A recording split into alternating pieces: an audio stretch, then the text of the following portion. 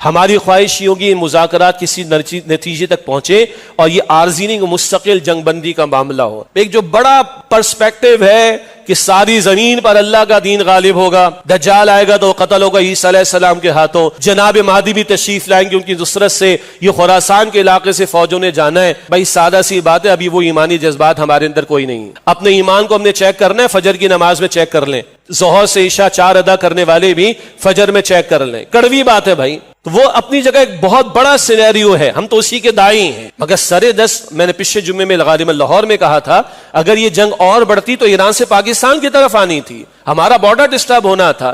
بہرحال ہماری دعا ہے اللہ مذاکرات میں جو صہیونی ایجنڈا ہے اس کے شر سے محفوظ رکھے, اللہ تعالیٰ کوئی سبیل نکال دے کہ معاملہ واقعتاً کوئی حقیقی سیز فائر کی طرف چلا جائے, اور مسلمان ممالک کو اللہ تعالیٰ ہوش کے ناخن لینے کی توفیق دے.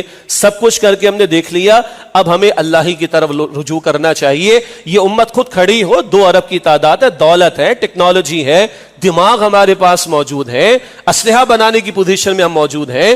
اس امت کو خود کھڑا ہونا پڑے گا اور امریکہ کا کمبل چھوڑنا پڑے گا. بار بار ہم نے بات کہی, یہ تو بھی ایک وقتی معاملہ ہے. مذاکرات بھی ہم کروائیں, ثالثی کا کردار بھی ادا کریں یا فیسیلیٹیٹر کا کردار بھی ادا کریں, اللہ اس سے خیر برآمد کرے.